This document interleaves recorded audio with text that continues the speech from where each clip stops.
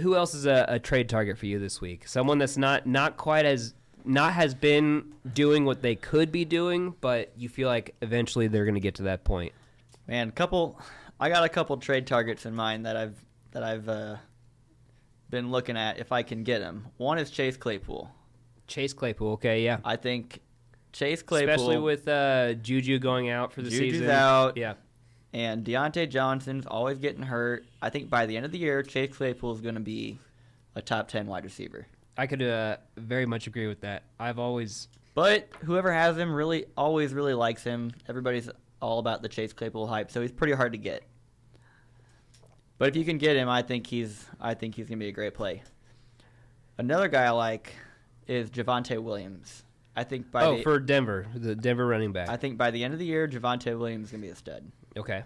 Yep. I think even let me pull that up. Melvin Gordon's actually hurt this week. He'll probably play, but he's dealing with some injuries. If Melvin Gordon never went down, Javonte Williams would automatically be a top 12 running back.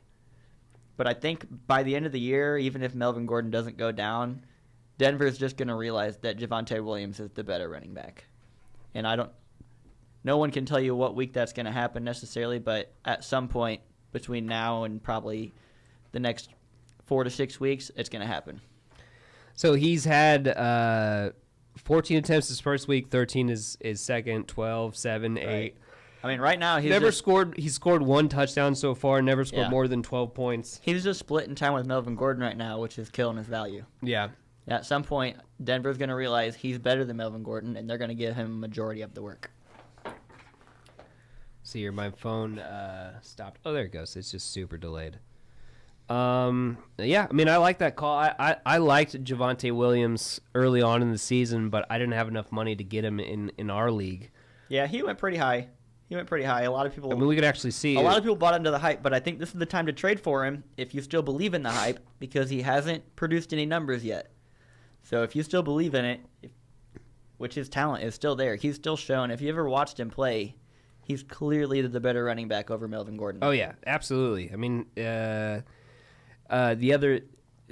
Talking about like bad taste, the last time I tried to target a Denver running back, it was Royce Freeman in our dynasty league, and I took him in the I think the first round. You could safely say he was a bust. That did not end well for me, but yes, it was. So obviously, I didn't want to be too high on him because I'm a Denver fan. I love the Broncos, and that's Peyton Manning's fault. But yeah, is there another player that you would trade for?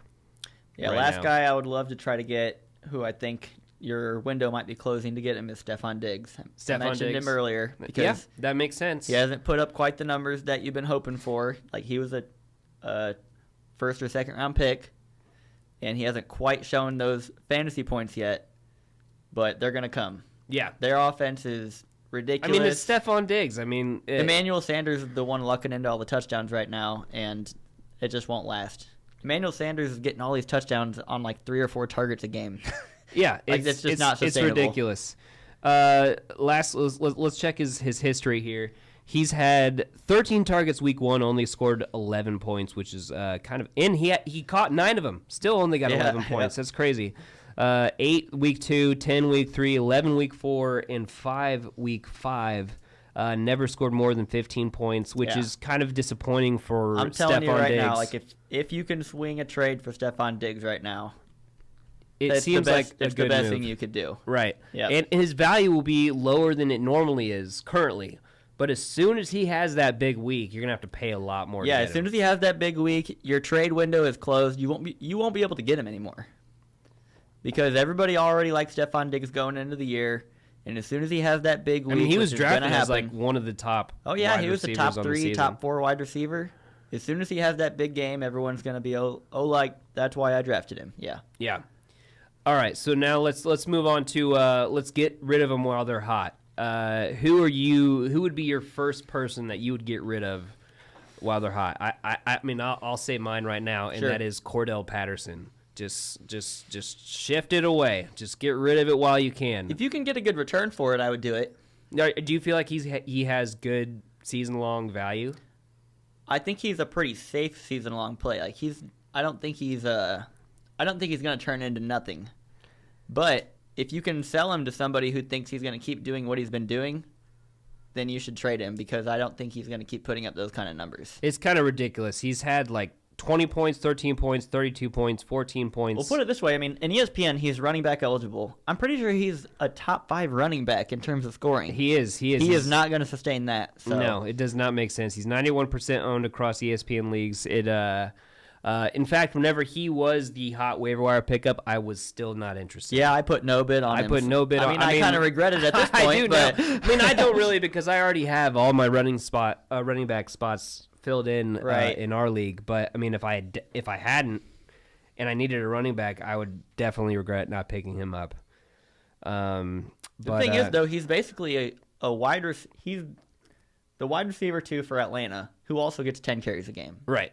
So that's a valuable player. Wide receiver 2 for Atlanta gets 10 carries a game. Yeah, I mean, he can do it in multiple ways. Yeah, you're gonna start him on your team no matter what. But if you can get good players in return for him at this point, then I would do it. Because I mean, he'll still put up points, but I don't think he can keep putting up the amount of points that the amount of points he's been putting up are unsustainable. Right. And what's yours? What's your sell him while they're hot? What do you think? Man, I got a couple. The first one, probably be controversial after last week, but Marquis Brown. Marquis Brown. Oh, yeah. I mean, I agree with that. I think for sure. I've actually watched a handful of Baltimore games, and Marquis Brown hasn't looked that good. He's just been the only guy for Lamar Jackson to throw to.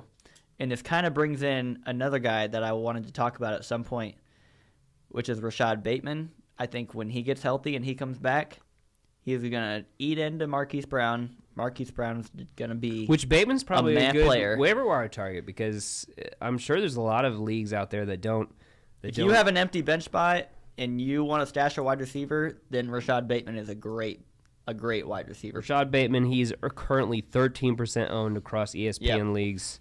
I feel like, and he's a rookie. And coming into the draft this year, Rashad Bateman was pretty well accepted as one of the 3 best receivers as a rookie. And a lot of people didn't like him after finding out he went to Baltimore. But if you've watched Lamar Jackson play, he looks good. He throws the ball well. He looks good, yeah. He needs more receivers to throw to. Yeah. Half the time when he throws to Marquis Brown, he don't even catch the ball. There was one week where me, Juice, and Matt, we started Marquis Brown, and he had literally 3 end zone targets that he just straight up dropped. Yeah. Just couldn't keep the ball in his hands. I mean, right now he's getting peppered with targets, and it's enough for him to put up fantasy points, but as soon as Lamar Jackson has another option, he's going to start looking at other options because Marquis Brown drops plenty of balls. He does, and I've witnessed it, and I've been very frustrated. Yeah. So and after the week he had last week, this is the perfect time to trade Marquis Brown and get yourself a good return on him. Especially. Oh yeah, no, that is a. I would agree with that 100%. That he just scored. Let me check. I think it was 29 It was a points. lot, man. He had a great week last week. It was crazy. Just Hunter Hensley in our league. Which he had Lamar Jackson and Marquis Brown and Mark Andrews. And Mark Andrews. He had all 3 of them. All had great games. That was like 100 points right there. Yeah, he was playing Brad, and I thought Brad had it. And then he got literally like 110 points on these 3 players. That was just We should have posted this podcast in our text group with that league. Right? They would all love to hear us talk about how terrible we think Hunter's team is. Yeah, how terrible Marquis Brown is. I'm sure we will get some texts about that one. Yeah.